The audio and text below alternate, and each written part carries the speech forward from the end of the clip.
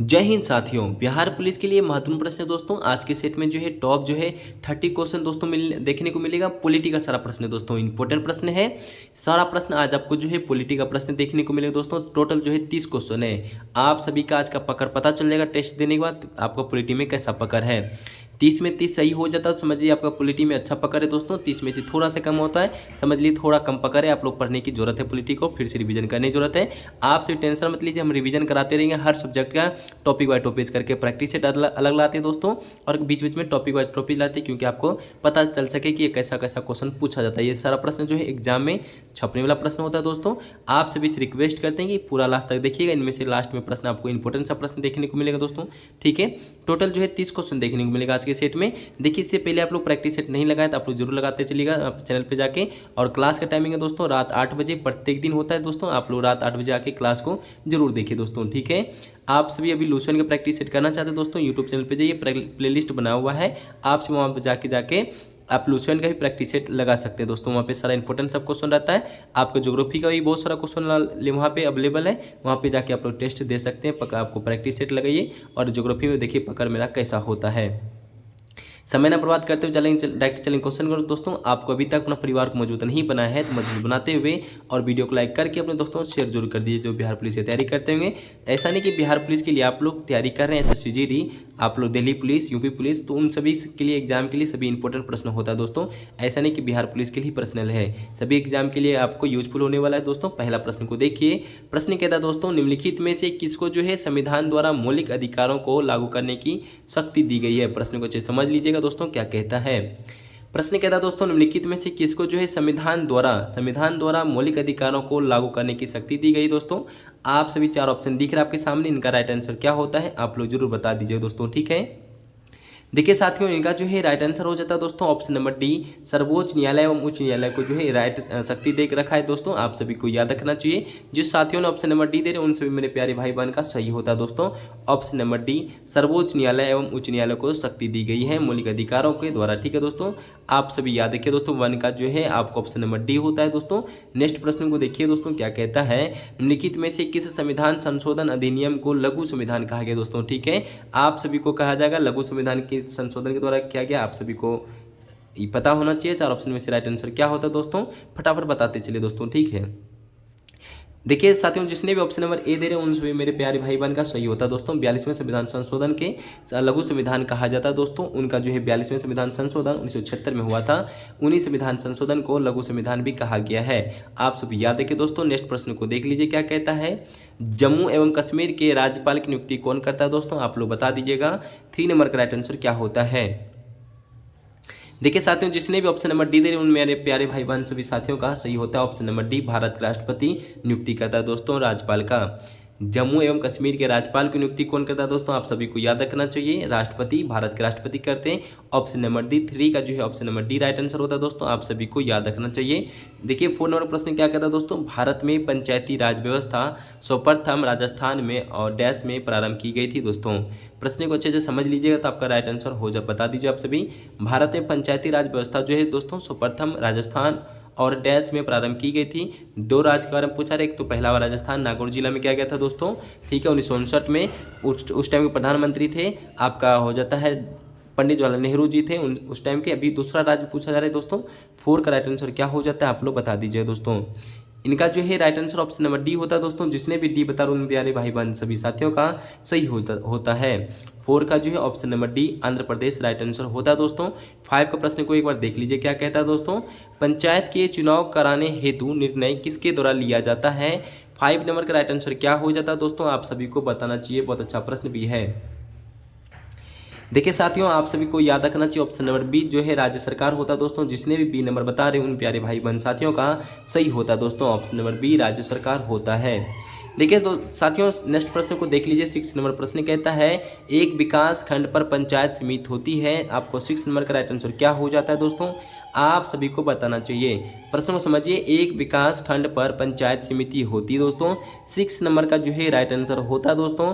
जिसने भी B number बता रहे उन मेरे प्यारे भाई बहन साथियों का सही होता है दोस्तों ऑप्शन नंबर बी। एक प्रशासनिक अधिकरण जो होता है दोस्तों, उन सभी साथियों का ऑप्शन नंबर बी सही होता है। 7 प्रश्न को एक बार देखते चलिए दोस्तों। 7 नंबर प्रश्न को देखिएगा। प्रश्न कहता है दोस्तों, भारतीय संविधान में कितनी भाषाएं क्षेत्रीय भाषाओं में स्वरूप मान्यता प्राप्त है? आपको बताना चाहिए दोस्तों।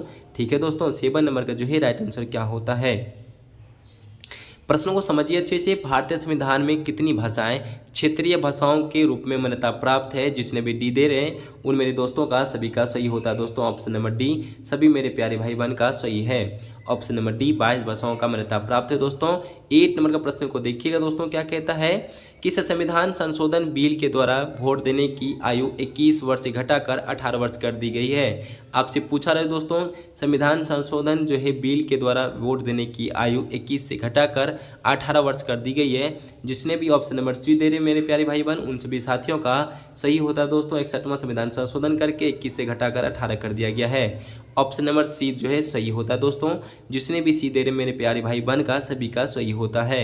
देखिए प्रश्न कह रहा है दोस्तों 9 नंबर में कि 14 अगस्त 2007 को संसद द्वारा भारतीय संविधान में संशोधन के उपरांत अब अनुसूचित जाति की सूची में जातियों की संख्या कितनी है? आपको बताना चाहिए दोस्तों।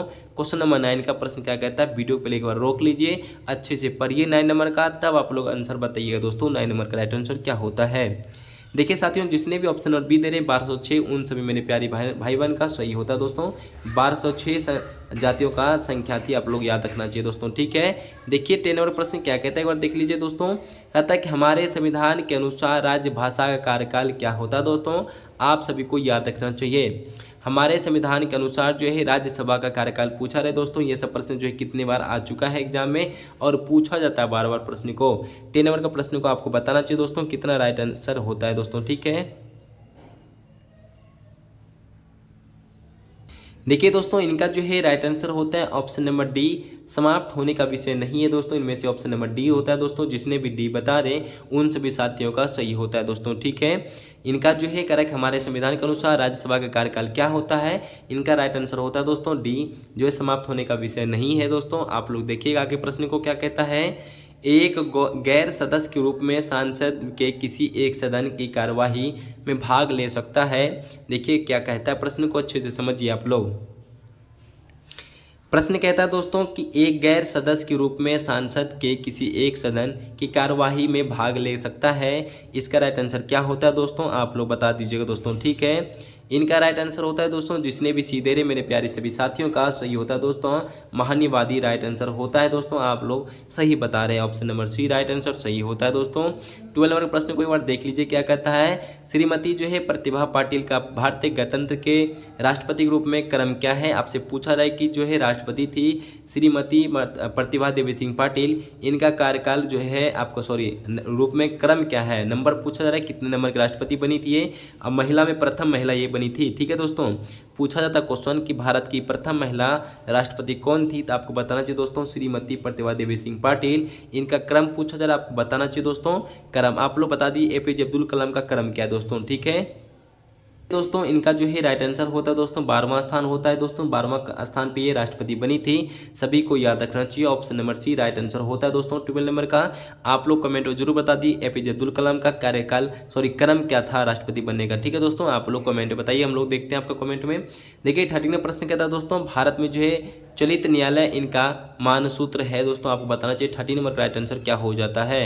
भारत में जो है चलित न्यायालय का इनका मानसूत्र होता है दोस्तों। 13 नंबर का राइट आंसर क्या हो जाता है, आपको बताना चाहिए दोस्तों। ठीक है, देखिए दोस्तों जिसने भी ऑप्शन नंबर सी बता रहे डॉक्टर एपीजे अब्दुल कलाम, उन सभी साथियों का सही होता है दोस्तों। सी वाले मेरे प्यारे सभी साथी सही हैं। आप लोग जिसने भी सी बता रहे हैं उनका सबका सही होता है दोस्तों। सी वाले सभी सही हैं। 13 का जो है दोस्तों ऑप्शन नंबर सी होता है, आपको याद रखना चाहिए। देखिए 14 प्रश्न क्या 14 का प्रश्न को एक बार देख लीजिए दोस्तों क्या कहता है। एक उच्च न्यायालय का न्यायाधीश अपना त्यागपत्र संबोधित करता है दोस्तों, किनको करता आपको बताना चाहिए। 14 नंबर का राइट आंसर क्या हो जाता है दोस्तों। ठीक है, एक उच्च न्यायालय का न्यायाधीश अपना त्यागपत्र संबोधित करता है, इनका राइट आंसर क्या हो जाता है दोस्तों। 14 नंबर का राइट आंसर क्या होता है आप लोग बता दीजिएगा। जिसने भी दोस्तों ऑप्शन नंबर ए बता राष्ट्रपति, उन सभी मेरे प्यारे भाई बहन का सही होता है दोस्तों। ऑप्शन ए वाले जितने भी मेरे प्यारे साथी हैं सभी का सही होता है दोस्तों। Option number A right answer होता है दोस्तों। 15 के प्रश्न को एक बार देख लीजिए क्या कहता है दोस्तों। संविधान के किस अनुच्छेद द्वारा सिखों द्वारा कृपान धारण करना धार्मिक स्वतंत्रता का अंग माना गया है दोस्तों। 15 नंबर का राइट आंसर क्या हो जाता है। देखिए दोस्तों प्रश्न को रिपीट करते थे, समझ लीजिए दोस्तों। संविधान के किस अनुच्छेद द्वारा सिखों द्वारा जो है कृपान धारण करना धार्मिक स्वतंत्र की अंग माना जाता है दोस्तों। किस अनुच्छेद में बताया गया है आपको बताना चाहिए दोस्तों। सभी मेरे प्यारे भाई बहन सभी ने बी बता रहे, उन सभी साथियों का सही होता है दोस्तों। ऑप्शन बी वाले जितने भी प्यारे भाई बहन हैं उन सभी साथियों का सही होता है। अनुच्छेद जो है 25 में देख रखा है दोस्तों, धार्मिक स्वतंत्रता का अंग माना जाता है दोस्तों, सभी को याद रखना चाहिए। हम चलते हैं 16 का प्रश्न को एक बार देख लीजिएगा दोस्तों। राष्ट्रपति पर महाभियोग का आरोप संसद के किस सदन के द्वारा लगाया जा सकता है आपको बताना चाहिए। 60 नंबर का राइट आंसर क्या होता है दोस्तों। ये प्रश्न जो है वीवीआई प्रश्न है दोस्तों। ये प्रश्न आपको एग्जाम में देखने को मिलेगा, 110% कह रहे दोस्तों आपको एग्जाम में देखने को मिलेगा। राष्ट्रपति महाभियोग पूछा रहेगा, राष्ट्रपति महाभियोग जो है किस अनुच्छेद के तहत लगाया जाता है। आप लोग याद रखिए 61वां अनुच्छेद के तहत में जो है आपका महाभियोग लगाया जाता है दोस्तों। राष्ट्रपति पर आपका आरोप संसद के किस सदन के द्वारा लगाया जा सकता है दोस्तों। 60 नंबर का राइट आंसर क्या होता है आपको बताना चाहिए दोस्तों, ठीक है। देखिए साथियों जिसने भी सी बता रहे उन मेरे प्यारे भाई बहन का सभी का सही होता है दोस्तों। सांसद के किसी भी सदन द्वारा जो है इनको आरोप लगाया जा सकता है दोस्तों, आप सभी को याद रखना चाहिए। संसद के किसी भी सदन के द्वारा लगाया जाता है दोस्तों, आपको याद रखना चाहिए। 17 नंबर प्रश्न को देखिए, संविधान में हमारे राष्ट्र का उल्लेख किस नामों से किया गया है आपको दोस्तों, आप लोग को याद रखना चाहिए। संविधान में हमारे राष्ट्र का उल्लेख जो है किस नाम से द्वारा किया गया है दोस्तों, आपको याद रखना चाहिए। भारत तथा इंडिया का नाम से किया गया दोस्तों, आप लोग याद रखिएगा। ऑप्शन ए सही होता है दोस्तों। जिसने भी ऑप्शन नंबर ए बता रहे उन मेरे प्यारे भाई बहन का सही होता है। 18 प्रश्न को देखिए दोस्तों, निम्नलिखित में से कौन सा जो है मूल अधिकार भारतीय संविधान में नागरिकों को नहीं दिया गया है। प्रश्न कहता है अच्छे समझ लेते हैं तो आप लोग आंसर बता पाएंगे दोस्तों, ठीक है। निम्नलिखित में से कौन सा जो है मूल अधिकार पूछा जा रहा है भारतीय संविधान में नागरिकों को नहीं दिया गया दोस्तों। 4 ऑप्शन में से राइट आंसर क्या होता है आप सभी को बताना चाहिए दोस्तों। बहुत अच्छा प्रश्न है दोस्तों, ठीक है। देखिए साथियों जिसने भी ऑप्शन नंबर सी बता रहे हैं दोस्तों, सूचना का अधिकार, उन सभी मेरे प्यारे भाई बहन का सही होता है दोस्तों। सूचना का अधिकार जो है इनमें से नागरिकों को नहीं दिया गया दोस्तों, ऑप्शन नंबर सी सभी का सही होता है दोस्तों।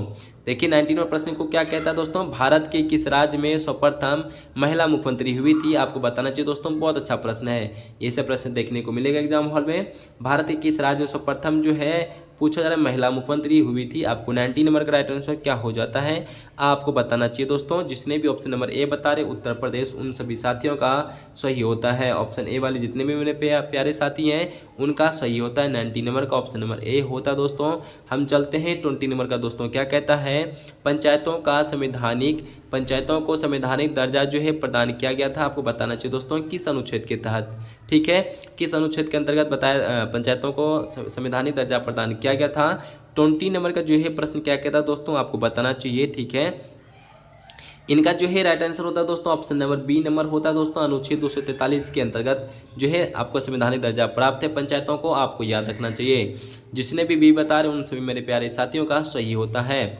हम 20 नंबर प्रश्न को देखिए क्या कहता है, केंद्र में द्वैध शासन किस अधिनियम के अंतर्गत स्थापित किया गया है। 21 का राइट आंसर क्या हो जाता है दोस्तों आपको बताना चाहिए। बहुत अच्छा प्रश्न है, आप सभी को याद रखना चाहिए। सब प्रश्न एग्जाम हॉल में देखने को मिलेगा दोस्तों। प्रश्न कहता है केंद्र में द्वैध शासन किस अधिनियम के अंतर्गत स्थापित किया गया दोस्तों। 21 का राइट आंसर क्या होता है।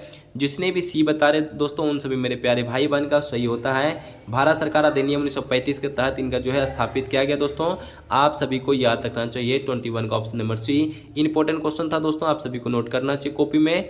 22 का प्रश्न कहता है दोस्तों, भारतीय संविधान के किस अनुच्छेद के अंतर्गत भारत सरकार का दायित्व है कि वह बाह्य आक्रमण एवं आंतरिक और अशांति के राज्यों की रक्षा करें। 22 का राइट आंसर क्या हो जाता है दोस्तों आप सभी को याद रखना चाहिए। बहुत अच्छा प्रश्न भी है। प्रश्न कहता है दोस्तों, प्रश्न को रिपीट करते हैं, पहले वीडियो को रोक लीजिए, अच्छे से पढ़िए और इसका जो है राइट आंसर जो भी होगा उनको कमेंट आप लोग बता देना चाहिए। प्रश्न कहता है दोस्तों, भारतीय संविधान के किस अनुच्छेद के अंतर्गत भारत सरकार का दायित्व है कि वह बाह्य आक्रमण एवं आंतरिक अशांति राज्यों की रक्षा करे। किस अनुच्छेद के तहत में दोस्तों आपको याद रखना चाहिए, अनुच्छेद 355 option number A right answer होता है दोस्तों। जिस साथियों ने ऑप्शन नंबर ए बता रहे उनका सभी का सही होता है दोस्तों। मेरे प्यारे भाई बहन का सभी का सही है ऑप्शन ए वाले।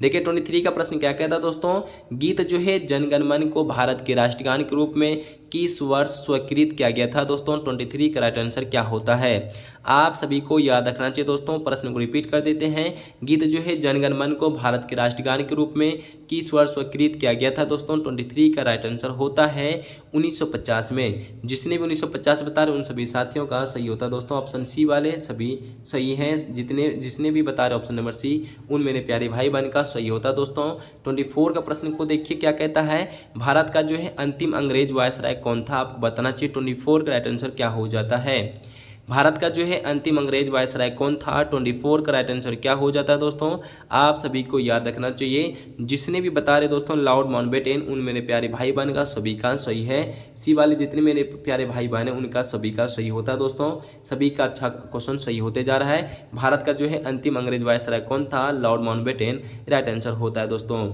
25 प्रश्न क्या कहता है, एक बार देख लीजिए क्या कहता है, संविधान प्रारूप समिति में अध्यक्ष को मिलाकर सदस्य शामिल थे।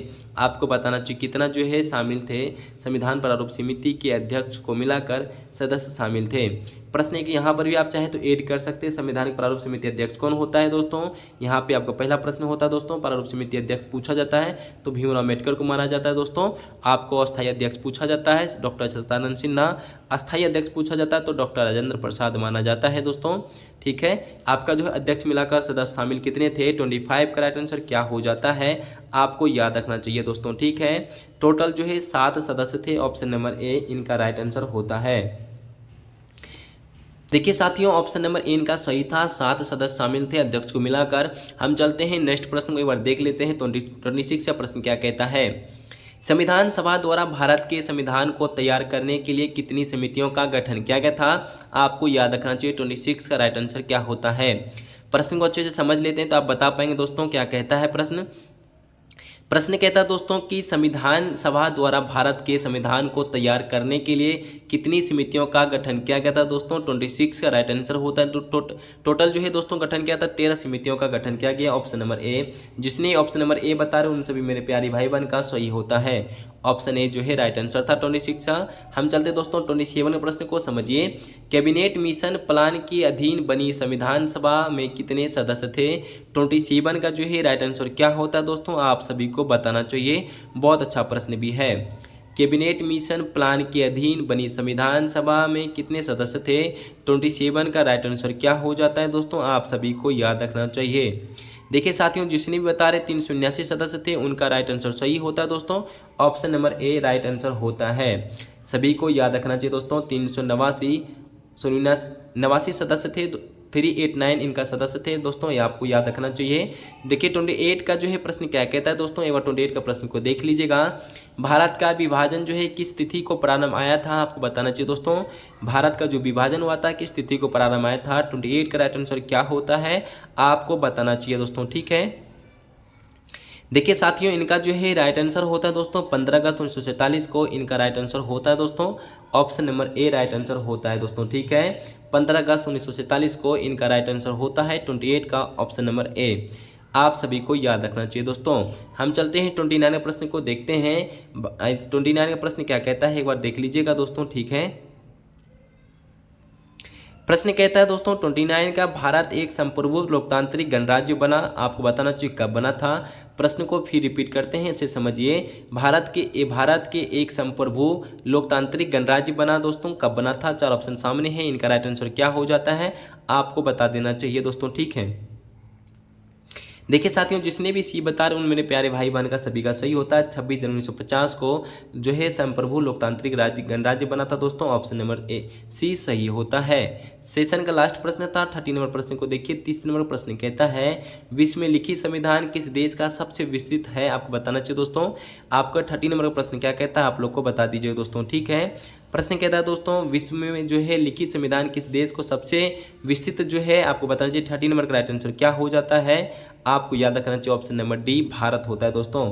30 का राइट आंसर होता है भारत। जिसने भी सी बता रहे उनका सभी का मेरे प्यारे भाई बहन का सही होता है, ऑप्शन नंबर डी। ठीक है साथियों, आज के सेशन में जो है टोटल आपको 30 क्वेश्चन कराया गया था पॉलिटी का। 30 में से आपका आज कितना सही कर पाए हैं दोस्तों, आप लोग जरूर बताइएगा। सेशन आज का आप लोगों को कैसा लगा ये भी बता दीजिएगा। सेशन अच्छा लगता हो तो आप एक लाइक करके अपना चैनल को सब्सक्राइब कर लीजिए। परिवार को, अपना भाई बहन का चैनल को मजबूत बनाते हुए अपने दोस्तों से शेयर जरूर कीजिएगा। जो भी तैयारी करते हैं, Delhi police, UP police, SSC GD, उन सभी साथियों के लिए इंपॉर्टेंट प्रश्न था। देखिए 30 में से आज कितना सही कर पाए आप लोग कमेंट जरूर बताइएगा। सभी को दिल से धन्यवाद। जय हिंद, जय भारत।